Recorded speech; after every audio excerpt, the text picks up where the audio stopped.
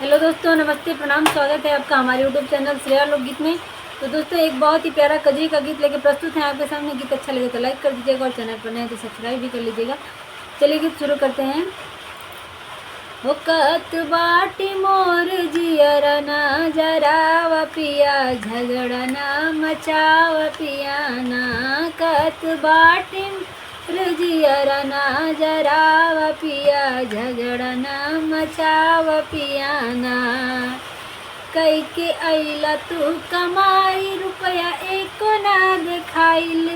कई के अइला तू कमाई, रुपया एको ना देखाइल।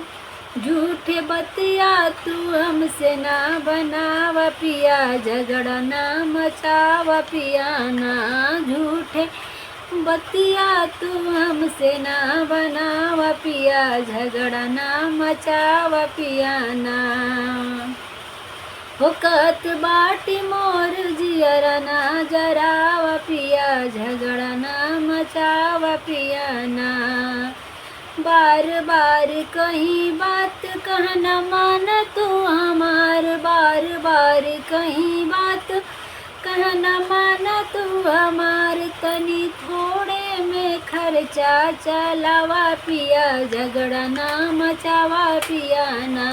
तनी थोड़े में खर्चा चलावा पिया, झगड़ा ना मचावा पिया ना। कत बाटी मोर जियर ना जरावा पिया, झगड़ा ना मचावा पिया ना। वादा कैला तू सजन लाइव सावन में कंगन, वादा कैला तू सजन लाइव सावन में कंगन। दे के पायल हो दे के पायल, तू हमके ना बहकावा पिया, झगड़ा ना मचावा पिया ना। दे के पायल तू हमके ना बहकावा पिया, झगड़ा ना मचावा पिया ना।